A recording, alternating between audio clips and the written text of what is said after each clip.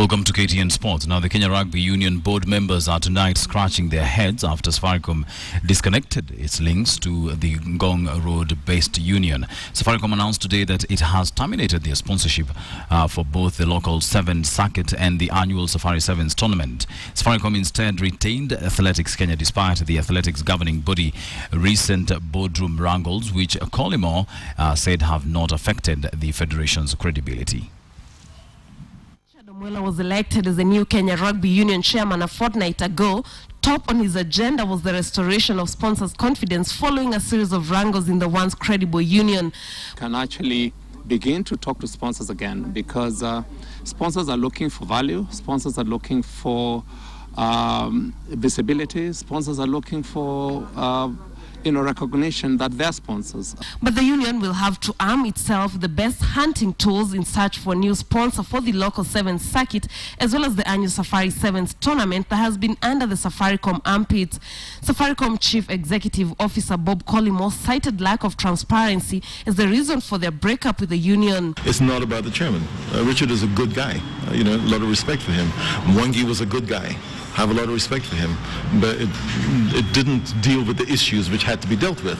We are now in April, and I haven't had the level of transparency and the clarity around some of the accusations.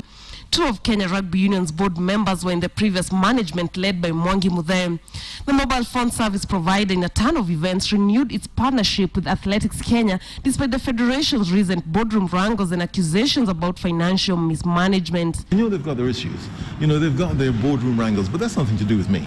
They will sort that issue out. And as the president said today, every house tends to have internal wrangles. That's not the issue. It's not about who is sitting as the president or who's sitting on the board. It's can we work with the federation. The 120 million Kenya shillings sponsorship will go into organization of the local track and field events, the national relay trials, as well as the local distance series. Athletics Kenya on its side will be required to work on the challenges which include the ever-increasing doping cases in the country. It is Kenya to give a new face on that one, that every athlete now must be registered with us. All the agents must register with us. We are going to have our own out-of-competition tests. We'll have to look for our own doping control officers. One of the conditions is that AK should allow regular audits of its financial statements. With the partnership coming just weeks after AK announced its plan on cutting down costs at the local events, then the real winners here are the athletes. Everything needs financial support, so it's actually so important, especially for the young ones. I really believe that when we support the young ones, Kenya will be somewhere else in future. Last year we did not let Kenya down, so hopefully this year, God willing, we're going to do wonders also. The first Safaricom sponsored event will be the national trials for the World Relays Championships on the 10th of this month. Lynn Washira, KTN Sports.